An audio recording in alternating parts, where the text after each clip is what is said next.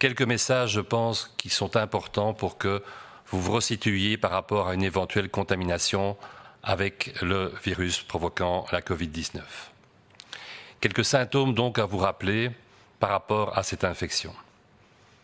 Il y a d'une part des symptômes relativement typiques. Je dis bien relativement typiques. Si vous présentez l'un de ces symptômes, il est clair qu'il est adéquat de contacter par téléphone, on vous l'a déjà souvent dit, votre médecin traitant. Le symptôme le plus typique est la perte de l'odorat et du goût. Il ne se produit pas toujours. Il est relativement précoce. Il se produit plus chez les gens jeunes que chez les personnes âgées. Il est probablement présent chez 20 à 40% des patients. Une toux irritative, sèche, donc non productive, pas de crachat particulièrement, peut faire penser également au Covid. Être à court d'haleine, être essoufflé, avoir des douleurs thoraciques, on ne parle pas ici de douleurs à l'avant, des douleurs précordiales comme dans l'infarctus, mais douleurs dans le reste du thorax, doivent faire penser de manière significative à la possibilité d'une infection liée au Covid.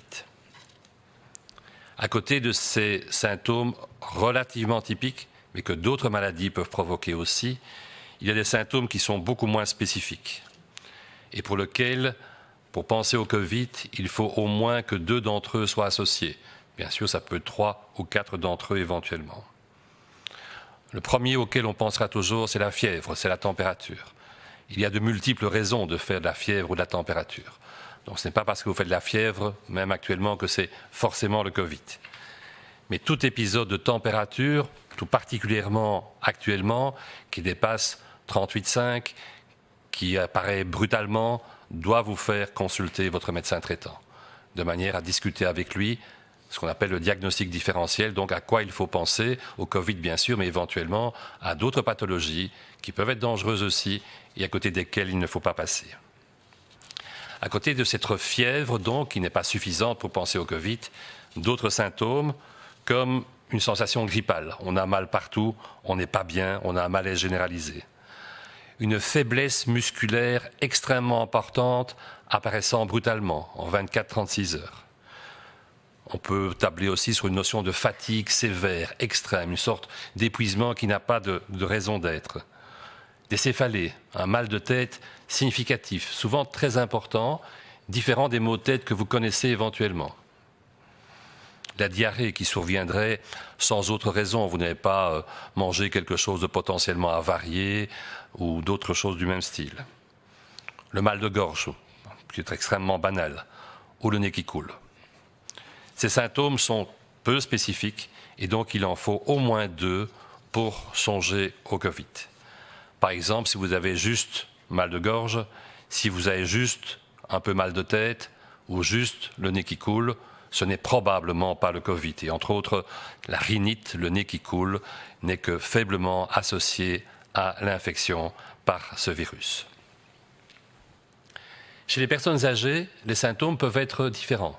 Bien sûr, on peut retrouver les mêmes symptômes, mais ils peuvent être différents. Ils peuvent, entre autres, voir des gens qui présentent une confusion brutale, quelqu'un qui était adéquat et qui en 24-36 heures est un peu assoupi, ne reconnaît pas les gens, se trompe, a des troubles de la mémoire. La chute soudaine aussi. La personne marchait convenablement avec une canne et elle tombe à répétition, sans éventuellement beaucoup d'autres symptômes, parfois une petite température, sans plus. Il faut envisager aussi, chez tout le monde, personnes âgées comme moins âgées, la survenue du Covid lorsqu'on a une exacerbation, une augmentation de troubles pulmonaires chroniques. L'apparition, surtout en cette période-ci, d'un asthme sévère. L'apparition d'une surinfection de bronchite chronique chez les gens qui ont de l'emphysème ou de la bronchite chronique. Comme on vient de le dire, ce sont malheureusement des choses qui peuvent se présenter dans beaucoup d'autres maladies infectieuses, virales, qui commencent à être présentes et qui le seront de plus en plus dans les mois qui viennent.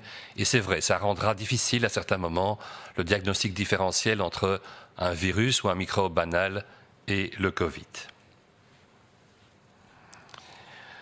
Pour le moment, soulignons qu'il n'y a pas de virus grippal en circulation et que ces sensations grippales de douleur généralisée, de myalgie, de température doivent un peu plus rapidement faire penser au Covid que peut-être lorsqu'on sera en janvier ou février, période de la grippe.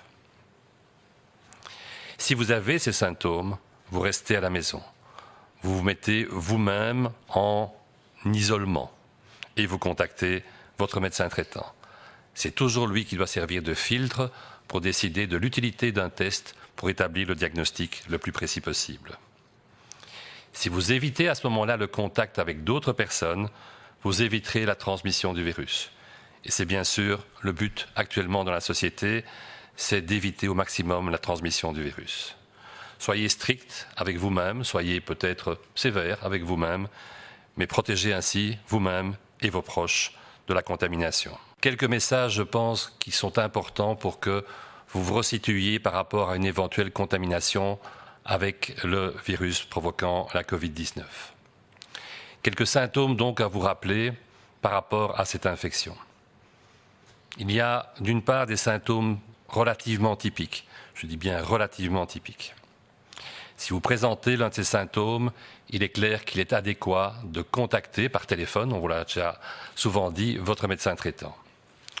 Le symptôme le plus typique est la perte de l'odorat et du goût. Il ne se produit pas toujours. Il est relativement précoce. Il se produit plus chez les gens jeunes que chez les personnes âgées. Il est probablement présent chez 20 à 40% des patients. Une toux irritative, sèche, donc non productive, pas de crachat particulièrement, peut faire penser également au Covid.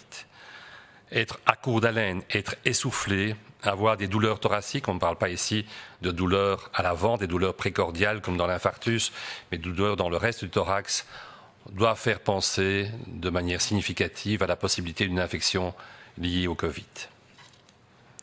À côté de ces symptômes relativement typiques, mais que d'autres maladies peuvent provoquer aussi, il y a des symptômes qui sont beaucoup moins spécifiques et pour lesquels, pour penser au Covid, il faut au moins que 2 d'entre eux soient associés.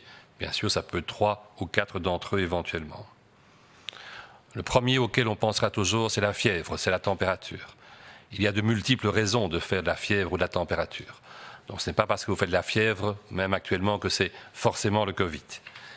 Mais tout épisode de température, tout particulièrement actuellement, qui dépasse 38,5, qui apparaît brutalement, doit vous faire consulter votre médecin traitant, de manière à discuter avec lui ce qu'on appelle le diagnostic différentiel, donc à quoi il faut penser, au Covid bien sûr, mais éventuellement à d'autres pathologies qui peuvent être dangereuses aussi et à côté desquelles il ne faut pas passer.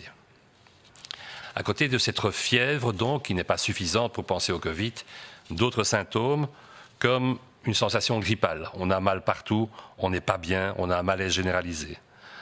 Une faiblesse musculaire extrêmement importante apparaissant brutalement en 24-36 heures. On peut tabler aussi sur une notion de fatigue sévère, extrême, une sorte d'épuisement qui n'a pas de raison d'être. Des céphalées, un mal de tête significatif, souvent très important, différent des maux de tête que vous connaissez éventuellement. La diarrhée qui surviendrait sans autre raison, vous n'avez pas mangé quelque chose de potentiellement avarié ou d'autres choses du même style. Le mal de gorge, qui est extrêmement banal, ou le nez qui coule. Ces symptômes sont peu spécifiques et donc il en faut au moins 2 pour songer au Covid.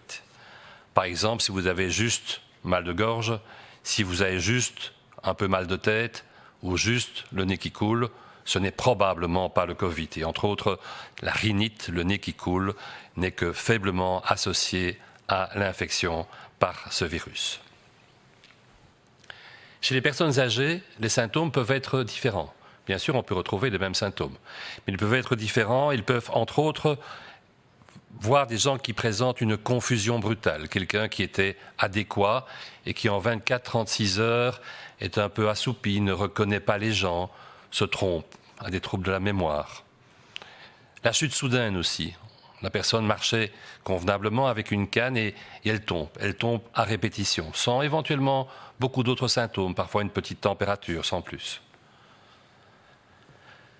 Il faut envisager aussi, chez tout le monde, personnes âgées comme moins âgées, la survenue du Covid lorsqu'on a une exacerbation, une augmentation de troubles pulmonaires chroniques, l'apparition, surtout en cette période-ci, d'un asthme sévère, l'apparition d'une surinfection de bronchite chronique chez les gens qui ont de l'emphysème ou de la bronchite chronique.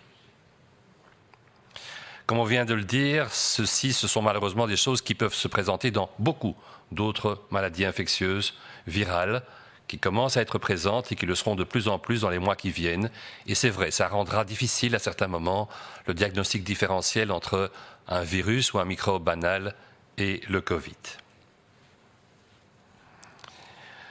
Pour le moment, soulignons qu'il n'y a pas de virus grippal en circulation et que ces sensations grippales de douleur généralisée, de myalgie, de température, doivent un peu plus rapidement faire penser au Covid que peut-être lorsqu'on sera en janvier ou février, période de la grippe.